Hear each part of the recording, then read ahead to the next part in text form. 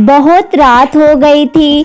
टुनटुनी चिड़िया अपने पति कालू के साथ गोभी से भरी टोकरी लेकर आ रही थी। कालू जी, इस खेत में फसल कितना अच्छा हुआ है। अगर ऐसी फसल होती रही तो हम लोग जल्द ही अपना खेत खरीद लेंगे। हाँ टुनटुनी, मैं सोच रहा हूँ ये गोभी ले जाकर मंडी में बेच दूँ, क्योंकि कल भी तो गोभी तोड़ने चलना है। नहीं कालू जी, आप गोभी बेचने सुबह ही जाना, क्योंकि अभी बहुत रात हो चुकी है। ऐसे ही बातें करते हुए वो दोनों जा रहे थे। तभी रास्ते में तोता राम आ जाता है। टुनटुनी, आपने कहा था आज तुम मेरा पैसा दोगे, फिर आप मेरा पैसा क्यों नहीं दी? दोस्तों, आप लोग मुझे बिल्कुल भी सपोर्ट नहीं करते, तो प्लीज़ दोस्तों आप लोग मेरे चैनल को लाइक शेयर सब्सक्राइब करें।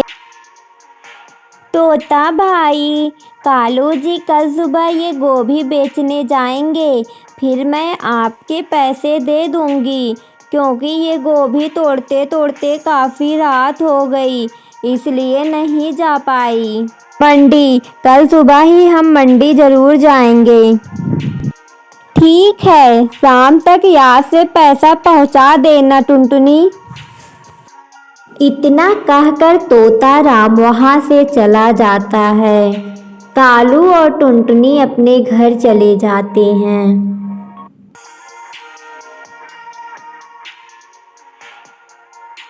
सुबह सुबह कालू गोभी बेचने के लिए चला जाता है और सारी गोभी बेच देता है।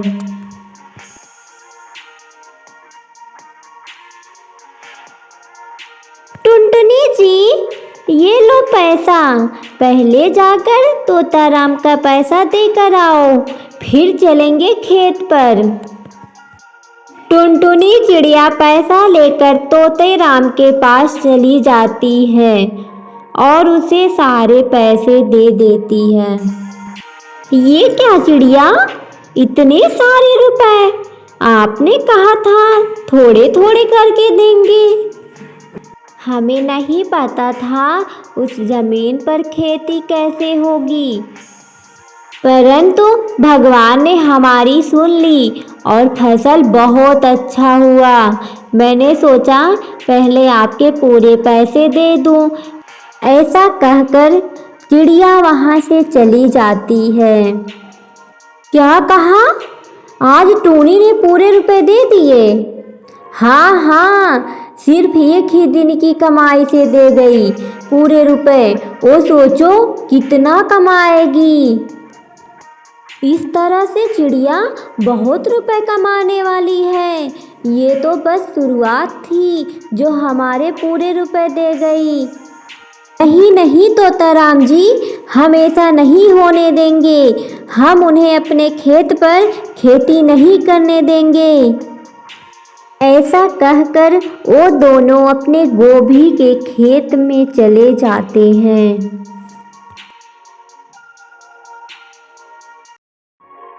गोभी से भरी फसल देखकर वो दोनों चौंक जाते हैं। मुझे तो विश्वास ही नहीं हो रहा है, ये वही खेत है जिसे हम बेकार समझते थे। हाँ हाँ तोताराम जी, ये हमारा ही खेत है। देख लो कितनी अच्छी फसल हुई है। अगर कालू को रोका नहीं गया तो वो बहुत रुपए कमाने वाला है। इतने में वहाँ कालू आ जाता है। क्यों तोता भाई, आपके पैसे नहीं मिले क्या? कालू, मेरे पैसे तो मुझे मिल गए थे, लेकिन मुझे ये पैसे नहीं चाहिए। परंतु क्यों हरी बहन, क्यों? हमने तो आपके खेत का किराया दिया था, फिर आप ये पैसे क्यों लौटाना चाहती हो? क्योंकि हम अपना खेत वापस ले रहे हैं।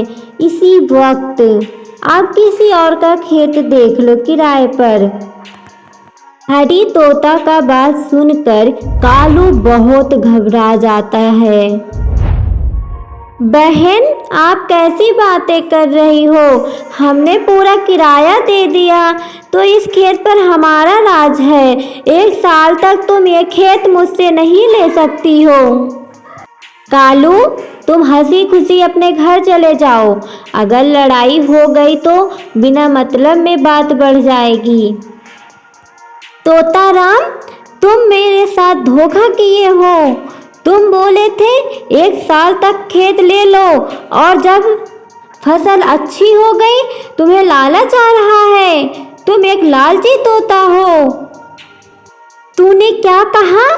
मैं लालची और धोखेबाज हूँ? कैसे तुम्हारी हिम्मत हो ये बात कहने की? ऐसा कहकर तोता कालू को मार देता है।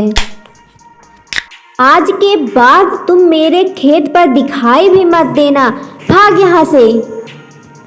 और ये पैसे भी भूल जाओ। फिर इतने में टुनटुनी आ जाती है और कालू को वहां से लेकर चली जाती है। टुनटुनी जी, हम इतना मेहनत किए थे उस बंजर जमीन पर, लेकिन हमें कुछ भी हासिल नहीं हुआ। उन लालचियों ने हमसे सब छीन लिया। हाँ कालू जी, आज के बाद तोताराम के खेत पर कभी नहीं जाएंगे, चाहे कुछ भी हो जाए। लेकिन अब क्या करेंगे? इस गोभी के खेती से न जाने क्या क्या सोचे थे, परंतु अब कुछ भी नहीं होगा। कालू जी, आप टेंशन मत लो, आप आराम करो, मैं कुछ करती हूँ। नहीं नहीं, चोट तो जरा से आई है, मैं इसका बहाना लेकर नहीं बैठ सकता। फिर वो दोनों काम की तलाश में चले जाते हैं। इधर तोताराम बहुत खुश था।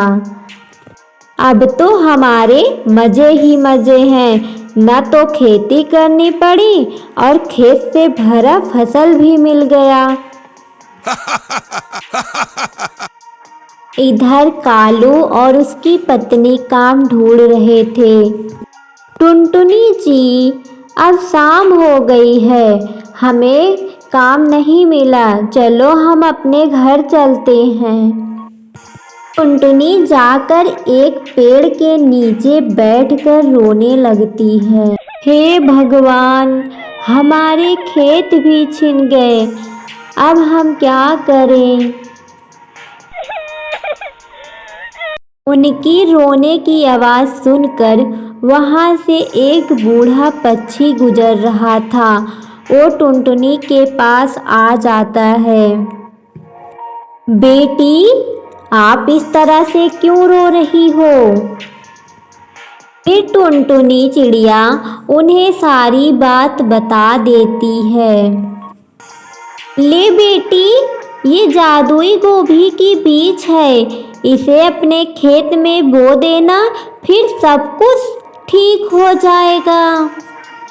फिर टुनटुनी चिड़िया वो बीज को ले जाके अपने खेत में बो देती है। अगली सुबह जब चिड़िया देखती है तो उसका खेत सारा गोभी से भर जाता है। वो दोनों देखकर बहुत खुश हो जाते हैं। अब चिड़िया के पास पैसे की कोई कमी नहीं थी, वो अपना सारा सपना पूरा कर लेती है। तोताराम जी, लगता है बारिश होने वाली है, चलो सारे गोभी तोड़ लेते हैं। हाँ हाँ चलो, नहीं तो सारी फसल खराब हो जाएंगी। इतने में बहुत तेज से बिजली कड़कती है और तोताराम के ऊपर गिर जाती है। तोताराम का प्राण वहीं निकल जाता है। हमने कालू के साथ बहुत गलत किया। हमने उसकी सारी फसल छीन ली। लग रहा है भगवान हमें उसी का फल दे रहे हैं। प्यारे दोस्तों, हमें इस कहानी से यही शिक्षा मिलती है कि जो दूसरे के ऊपर अन्याय करता है, भगवान उसे उसका फल ज़रूर देते हैं।